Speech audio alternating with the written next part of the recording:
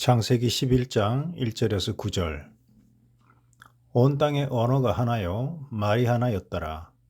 이에 그들이 동방으로 옮기다가 신할 평지를 만나 거기 거류하며 서로 말하되, 자, 벽돌을 만들어 견고히 굽자 하고, 이에 벽돌로 돌을 대신하며 역청으로 진흙을 대신하고, 또 말하되, 자, 성읍과 탑을 건설하여 그 탑 꼭대기를 하늘에 닿게 하여 우리 이름을 내고 온 지면에 흩어짐을 면하자 하였더니, 여호와께서 사람들이 건설하는 그 성읍과 탑을 보려고 내려오셨더라. 여호와께서 이르시되, 이 무리가 한 족속이요 언어도 하나이므로 이같이 시작하였으니 이후로는 그 하고자 하는 일을 막을 수 없으리로다. 자, 우리가 내려가서 거기서 그들의 언어를 혼잡하게 하여 그들이 서로 알아듣지 못하게 하자 하시고, 여호와께서 거기서 그들을 온 지면에 흩으셨으므로 그들이 그 도시를 건설하기를 그쳤더라. 그러므로 그 이름을 바벨이라 하니, 이는 여호와께서 거기서 온 땅의 언어를 혼잡하게 하셨음이니라. 여호와께서 거기서 그들을 온 지면에 흩으셨더라. 탑을 건설하여 탑 꼭대기를 하늘에 닿게 하여 우리 이름을 내고. 노아는 하나님을 위하여 제단을 쌓았으나 그 후손들은 자기 자신들을 위하여 탑을 쌓는다. 그것도 하늘에 닿도록. 의로운 노아가 여전히 살아있는데 그 후손들은 벌써 하나님을 잊고 그 악한 흙의 본성으로 되돌아갔다. 본문 5절에서 사람들이란 말의 히브리 원문은 아담의 아들들이다. 이 시점에서는 성경이 노아의 아들들이라고 하는 것이 당연할 텐데 굳이 아담의 아들들이라고 기록한 것이다. 이는 이 사람들이 노아의 의로움을 본받지 않고 아담의 죄성을 그대로 물려받은 후손들이라는 걸 성경이 말하고자 하는 것으로 보인다. 온 지면에 흩어짐을 면하자. 하나님의 말씀은 땅에 충만하라, 땅에 가득하라이다. 그에 반해 사람들은 온 지면에 흩어지지 말자, 즉 여기가 좋으니 여기서 떠나지 말자는 것이다. 사람들은 하나님의 뜻과 말씀에 전혀 관심이 없다. 오직 자신들의 뜻과 자신들의 성취만을 추구하고 있다.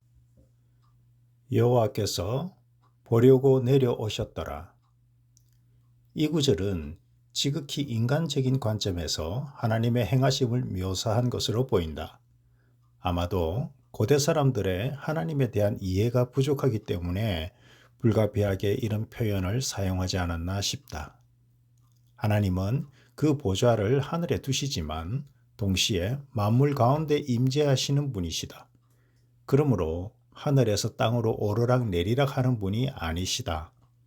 그리고 그분은 노아와 그 아들들에게 복 주신 하나님이시다. 복을 주셨다 함은 사람들과 함께 하겠다는 약속을 주신 것이 그 본질이다. 또한 하나님의 창조는 피조물의 머리가 되시고 피조물의 중심에서 이루어 가시는 창조이다. 따라서 하나님께서는 사람들과 늘 함께 하신다. 그러므로 이 구절의 실제적인 의미는 여호와께서 사람들의 마음과 행위를 자세히 살피셨다는 것으로 이해하면 될 것 같다. 나 여호와는 심장을 살피며 폐부를 시험하고 각각 그의 행위와 그의 행실대로 보응하나니. 예레미야 17장 10절. 사람은 외모를 보거니와 나 여호와는 중심을 보느니라 하시더라. 사무엘상 16장 7절. 이후로는 그 하고자 하는 일을 막을 수 없으리로다. 사람의 창조, 곧 빛의 창조는 하나님께서 하시는 일이다. 사람이 그 자신을 만들어가는 것이 아니다. 창조의 주권, 곧 인생의 주권은 하나님께 있다. 하나님의 사람 창조 과정에서 가장 극명하게 드러나는 갈등은 바로 이 주권의 문제다. 하나님께서는 사람에게 그 주권을 일부 위임하셨다. 에덴 동산에서 허락하신 자유가 바로 그것이다. 그리고 선악과는 그 주권이 궁극적으로 하나님께 있다는 것을 사람이 인정하는지에 대한 시험대였다. 하나님의 바람은 사람이 그 부여받은 주권을 하나님께 자원하여 다시 올려드리는 것이었으리라 생각된다. 예수님께서 그러셨던 것처럼. 하지만 사람은 그 주권이 하나님께 있음을 인정하지 않았다. 하나님께 내드리지 않았고 오히려 자기 자신이 그 주권을 완전히 쟁취하고자 했다. 사람은 자기 인생의 주권이 오롯이 자신에게 있으며 자기가 자기 자신을 만드는 것이라고 주장한다. 말하자면 자기 창조의 주권이 자기 자신에게 있다는 말이다.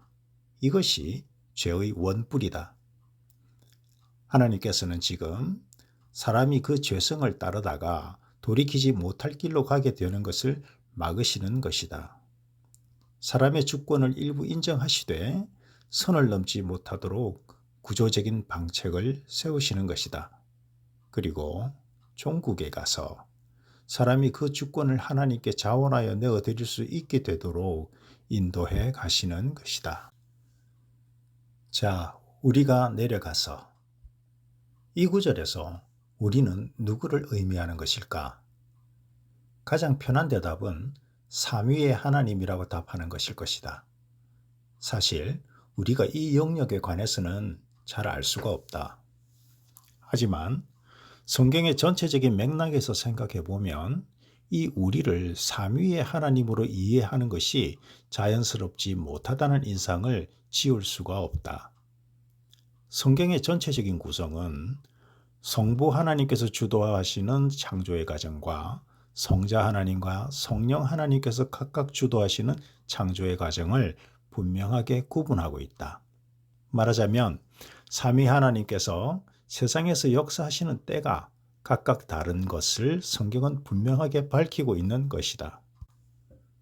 창세기 1장에서의 합의하심을 따라 먼저는 여호와 하나님께서 사람들과 함께 하셨고 다음은 임마누엘 하나님이신 예수께서 죄사함과 하나님 나라의로의 길을 여셨으며 그 다음은 보혜사 성령께서 영으로 거듭나게 하시고 진리로 인도하신다. 이 삼위의 하나님께서는 그 일하심에 있어서 하나의 분명한 특징을 보이시는데 이는 한 분이 역사를 주도해 나가실 때 다른 분들은 결코 전면에 나서지 않으신다는 것이다. 그러므로 이 구절에서의 우리라는 표현은 여호와 하나님께서 다른 두 하나님을 가리켜 말씀하신 것이 아니라 그 부리시는 천사들을 가리켜 하신 말씀이라고 이해하는 것이 보다 더 적절해 보인다. 그것은 이 본문의 때가 여호와 하나님께서 사람 창조를 주도하고 계신 때이기 때문이다. 언어를 혼잡하게 하신 것은 징계이자 방책이다. 악한 연합을 막고자 하시는 것이며 이를 위해 사람들에게 고난을 더하시는 것이다. 사람의 악함으로 인한 언어의 혼잡은 사람들 간의 장벽과 분리를 야기시켰다. 그러나 이 장벽과 분리는 나중에 그리스도로 인한 화평과 성령 안에서 이루어지는 영적 교제를 통해 무너지게 되고 궁극적으로 하나님께서 뜻하시는 선하고 온전한 연합이 이루어지게 된다. 그는 우리의 화평이신지라 둘로 하나를 만드사 원수된 것 곧 중간에 막힌 담을 자기 육체로 허시고 에베소서 2장 14절. 우리가 유대인이나 헬라인이나 종이나 자유인이나 다 한 성령으로 세례를 받아 한 몸이 되었고 또 다 한 성령을 마시게 하였느니라. 고린도전서 12장 13절.